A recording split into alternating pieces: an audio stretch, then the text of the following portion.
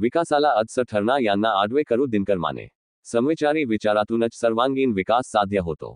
विकासाला अडसर निर्माण करू पाहणा यांना आडवे करू, असे प्रतिपादन माजी आमदार दिनकरराव माने यांनी केले. आलमला जिल्हा परिषद गटातील सेलू येथे आयोजित भाजपच्या प्रचार सभेत ते बोलत होते. हिंदुत्वाच्या विचाराला धोका निर्माण होत असल्याने आपण भारतीय जनता पार्टीत प्रवेश केला असून भाजप शिवसेना हे समविचारी पक्ष असल्याचे त्यांनी सांगितले.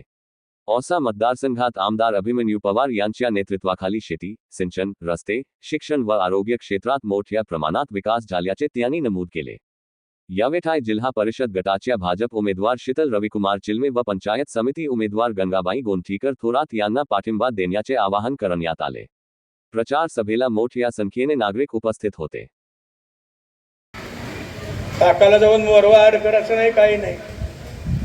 मला कुठलीही निवडणूक लढवायची नाही,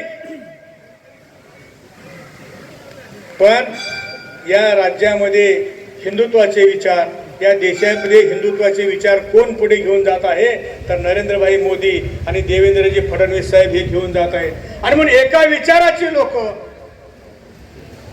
ज्यावेळेस राहतात त्यावेळेस आपला सर्वसामान्याचा विकास साधला जातोय.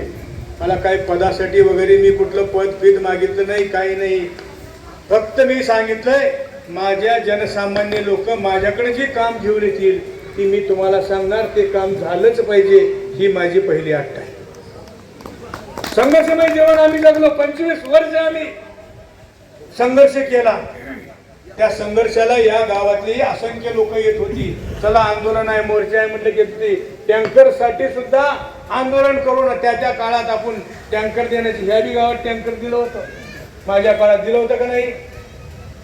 दिलं नव्हतं काही, कोणीच बोललं नव्हतं. तरी पण नाहीच म्हणजे दिलं का? दिलं तर म्हणा.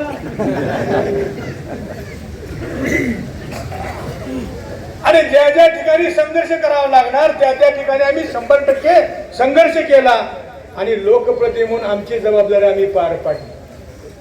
मला जे मी तुमच्या सगळ्या अपेक्षा पूर्ण केल्या असं म्हणणार नाही, परंतु मला जे करता आलं, मला करणं योग्य वाटलं ते मी करण्याचा प्रयत्न केला.